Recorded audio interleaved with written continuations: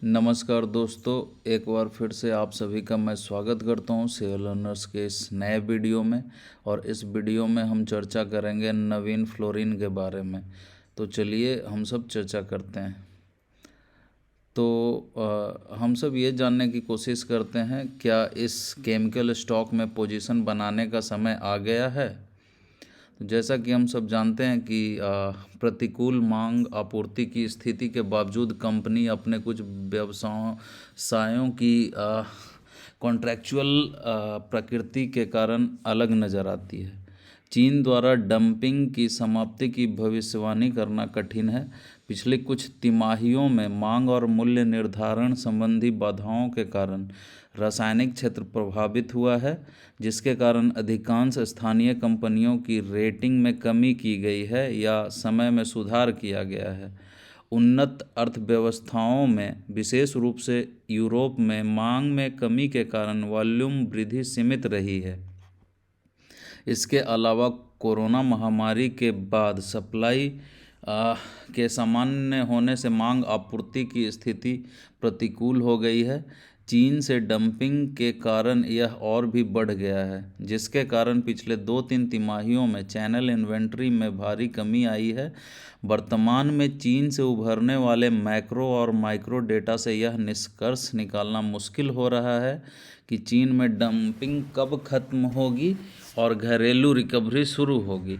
कहा जाता है भारतीय रसायन क्षेत्र कई दशकों का अवसर बना हुआ है। हमारी राय में एक अलग उत्पाद प्रोफाइल या रसायन विज्ञान के साथ मार्की रासायनिक नाम खड़े होते हैं, क्योंकि वे चीन की डंपिंग या कंपटीशन से अपेक्षाकृत कम प्रभावित होते हैं। ऐसा ही एक नाम है नवीन फ्लोरीन।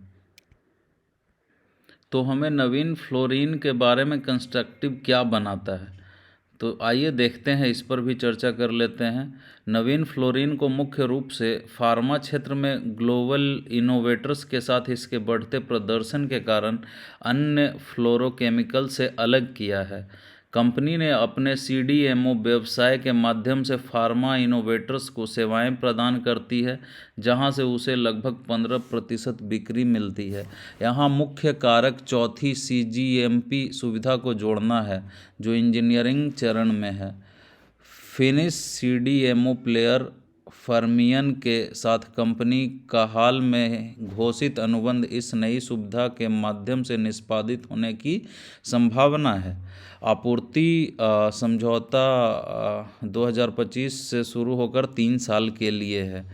अन्य निकट अवधि के अवसरों में हनीवेल के लिए समर्पित संयंत्र की बाधाओं को दूर करना, ईवी बाजार में प्रवेश और रेफ्रिजरेंट गैस व्यवसाय के लिए एक नियामक पुश भी शामिल है।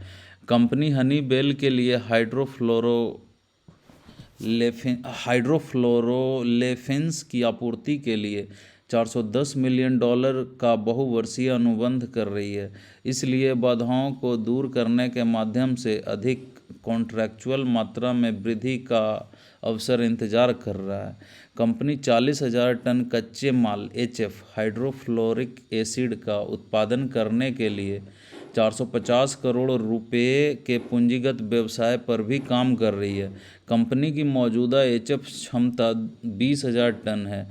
इस सामग्री का उपयोग ईवी बैटरी और सौर ऊर्जा क्षेत्र में आगामी अवसरों के लिए भी किया जाएगा। हाल के दिनों में सरकार ने रेफ्रिजरेंट्स के साथ एयर कंडीशनर की पूरी तरह से निर्मित इकाइयों CBU के आयात पर प्रतिबंध लगा दिया है और AC के स्थानीय विनिर्माण को बढ़ावा देने के लिए PLI योजनाओं को मंजूरी दी है। यह प्रतिबंध ट्रक की कुछ श्रेणियों में अनिवार्य रूप से AC का उपयोग करने के निर्देश के साथ रेफ्रिजरेंट गैसों का बाजार का विस्तार करता है। निकट अवधि में जिस कारक पर ध्यान दिया जाना चाहिए, यह विशेष रसायनों का क्षेत्र है, जो बिक्री का 45% है। संयंत्र विशिष्ट कारणों से बिक्री अभियान स्थगित होने से यह खंड क्रमिक रूप से वित्त वर्ष 2024 की दूसरी तिमाही में प्रभावित हुआ। हमारा मानना है कि कंपनी फाइनेंशियल ईयर 2024 की तीसरी तिमाही में खोई हुई बिक्री का कुछ कुछ हिस्सा वापस पाने में सक्षम होगी। इसके अलावा कंपनी के पास एक मजबूत पाइपलाइन है और वित्त वर्ष 2024 की तीसरी तिमाही में 3 मॉलिक्यूल्स लॉन्च करने की योजना है। अब हम इस बात पे चर्चा करते हैं कि निवेशकों को क्या करना चाहिए। प्रतिकूल मांग आपूर्ति की स्थिति के बावजूद नवीन फ्लोरिन अपने कुछ व्यवसायों की कॉन्ट्रैक्चुअल प्रकृति के कारण अलग खड़ा है। जबकि कच्चे माल की कीमतों में बदलाव के साथ उत्पाद की प्राप्ति में गिरावट आई है और मार्जिन में भी गिरावट आई है। हमारा अनुमान है कि वित्त वर्ष 2025 में ऑपरेटिंग मार्जिन में सार्थक सुधार होगा। इसके अलावा हालिया ऊंचाई से 20% सुधार के बाद स्टॉक फाइनेंशियल ईयर 2025 के 30 गुना ईवी EBITDA पर कारोबार कर रहा है। हमारा मानना है कि मौजूदा समय के निवेशकों को क्रमबद्ध तरीके से स्टॉक एक्यूमुलेट करने का अवसर प्रदान करता है।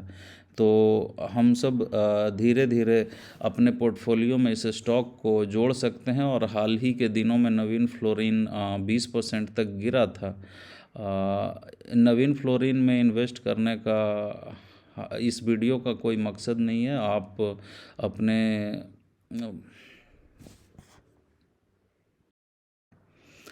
हमें इस तरह के अवसरों का फ़ायदा उठाना चाहिए और अच्छे शेयर्स को अपने पोर्टफोलियो में जोड़ते रहना चाहिए।